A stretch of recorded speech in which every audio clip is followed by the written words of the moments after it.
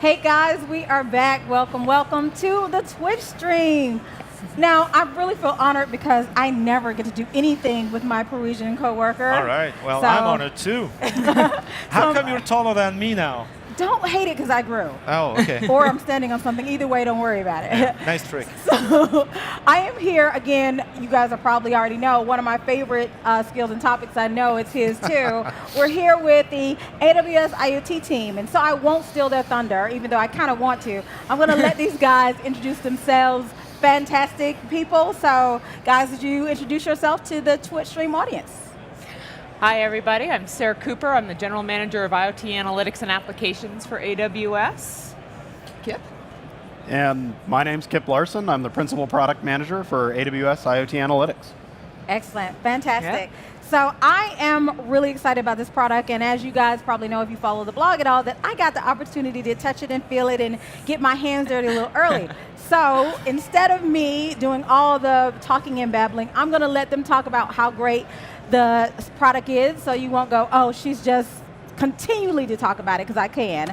So if you guys are just kind of first, for those people who have not heard about it, I don't know how, where have you guys been, who have not heard about it, tell us what AWS IoT Analytics is, and give us some of the goodness that's about it, because I'm gushing about it, so you guys tell us. How great is it, Sarah? Oh boy, it's very great.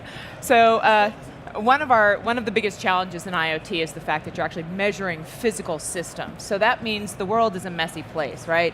Connectivity goes down, you've got temperature sensors that hit 10,000, then they come back to 0 when they reboot. So you've got a lot of volatility in your data. You also have fairly sparse data for any given analysis that you want to do within a massive pool of sensor data. So lots of high volume, but really fairly sparse measurements for any given analysis. That makes IoT really hard.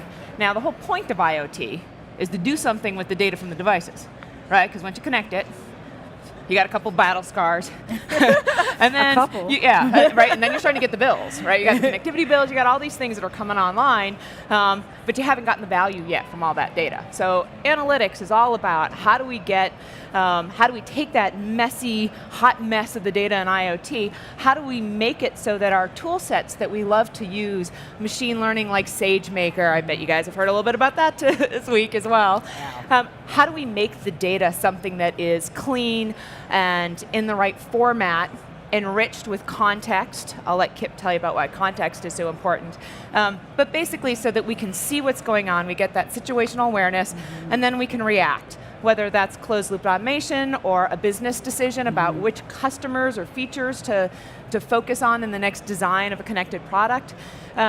It's really an important piece of making sure that all of the heartache and struggle to get these things out in the field, blood, sweat, and tears. You know. You got devices like I got devices. But Kip, you want to tell us a little bit about context and why? Yeah, context is very, very important because, as Sarah was alluding to, the whole point of IoT, or the excitement that people have about it, is being able to take intelligence for their business processes or for their devices and embed it in the physical world without the need for a human being to be pushing buttons or staring at a screen. And that means turning on irrigation equipment when it's time for crops to be watered. It means telling drivers to go to the nearest service station when it looks like their car's about to have a problem. And it means doing all of that autonomously. But the challenge is that the data coming from the devices is often not sufficient. If a humidity sensor in the ground tells you that the ground is wet, the sensor won't tell you if it's wet because your pipes are broken or because it's raining outside. Right. And often one of the things that customers have to do the very first time that they start setting up an IoT implementation and trying to build intelligence into it is they say, oh crap, I need the weather forecast attached to this, because I don't want to dispatch the maintenance team every time it rains. And as a result, there's this need for enriching IoT data with contextual information. And that's a unique challenge that our customers have sometimes struggled to solve for themselves. So we've taken some of that undifferentiated heavy lifting and we've built it into AWS IoT Analytics. I can imagine too, if you think about this at scale, so we're tinkering with our devices here just because and actually he probably tinkers even more than I do, but we're tinkering with our devices here, and I can think about the issues I have with the anomalies I find if I'm just playing with 3 devices and, okay, why is this happening on one versus the other? What's the pattern of it? What now it's happening on this one, or things of that nature. And I want to do queries on the data. I want to try to analyze what's the scenario, the context of why this error is being triggered, or this anomaly. So the fact that now I have a mechanism to do that, for me, is fantastic. But that's just one kind of scenario. Can you think of others that customers have told you that they're like, oh my God, this is like seamless? Any real world things we could share with guys on how they can, as they're now tinkering, as you kind of teed it up for us, anything real you can tell us that someone said, oh my God, this saved me? Sorry, Julia. Yeah, we had a launch session yesterday. Once it's out on YouTube, go check it out, because 2 of my favorite customers were on stage with us. Valmet, which makes paper and pulp processing equipment. One of the best things about these devices, aside from the fact that there's lots of moving parts, these things are like 2 city blocks long. And this is one device that is just massive. And they've got 25,000 sensors on that thing. Wow. Well, if you put pulp in one side and you're getting toilet paper out the other side, there's a lot in 2 blocks that can go wrong, right? Sure. Yeah. And you want to know in real time kind of what the state of all of these subsystems and sub-processes are, so that way you know if there's an adjustment downstream that you can make, because maybe your feeder wasn't giving you quite the right volume, so the paper strength isn't quite what it needs to be. Downstream, can you compact it a little bit further so that you get the same quality of end product agilely? That saves you a lot of money, ultimately. Another one was iDevices. You love it when customers get your hands on a product and within like 3 weeks, they turn around and they have solved 4 key problems in their business. Very nice. Yeah, iDevices had the product for about 3 weeks ahead of reInvent. They show up, and Eric Ferguson turns around and says, it actually took me longer to put together these slides than it did to do the code. That's about right. In order to do, that's a nice data point. Exactly. In order to do the anomaly detection on their smart home devices, they've got smart plugs, they've got home gateways. They were looking at operational anomalies to be able to, proactively make sure that customers' experience was strong. They're looking at marketing and customer segmentation, looking at how people use the devices, what are the features that they should lean in on, what are the device patterns for super users, how do they, what should the marketing team be doing to drive more sales but also better product. And then they also had some end user dashboards that they were working on. So, those are just 2 very different, heavy industrial consumer devices. We've been working with a lot of other people. You want to talk a little bit about some of the notebooks maybe and some of the use cases there? Yeah. So there's one of the things that's really exciting about AWS IoT Analytics is we provide hosted Jupyter Notebooks, which is a technology platform for building, developing, training data science and complex machine learning models. When customers want to perform analysis, you gave a great example about combing through logs, looking for what went wrong with this particular process.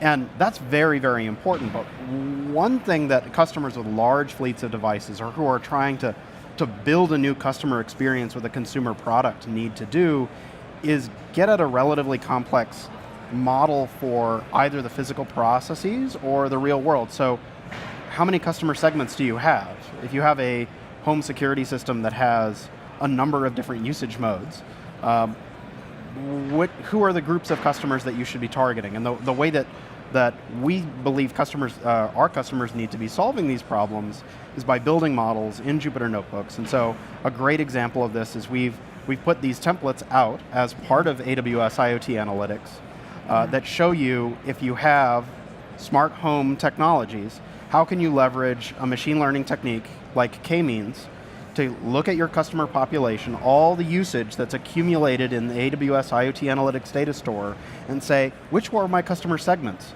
And what features of my product are they clustering around? And that can really unlock refinements to the product and refinements to how you change the product's behavior, because now most of these new technologies, these new consumer technologies, you can change their behavior when they're out in the field. And IoT analytics and the complex analysis that's enabled through Jupyter Notebooks gives customers the confidence and intelligence to do that. So in the previous session, just before this one, we talked about Greengrass ML, which is another service that lets customers deploy machine learning models to the edge on the device themselves, and you guys are kind of at the other end. So when you're talking to customers, what are their thoughts on deploying machine learning in the cloud for IoT versus deploying machine learning at the edge for IoT? What kind of advice would you give them to make the best decision? Great question. You talked about context. I think that's one of the key things, but go for it.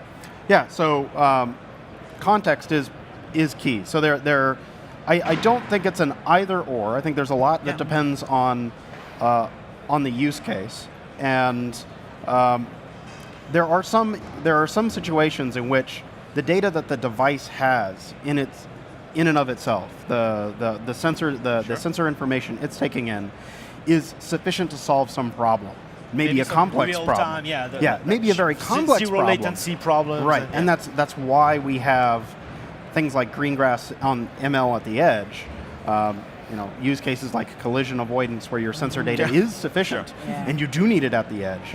And then there are another class of problems where you need context. You need the weather forecast. You need access to customer CRM data. Like one of the examples is I have a connected air purifier in my home, and I would really like for it to know to switch on every Tuesday night when my wife starts stir-frying her favorite chicken dish.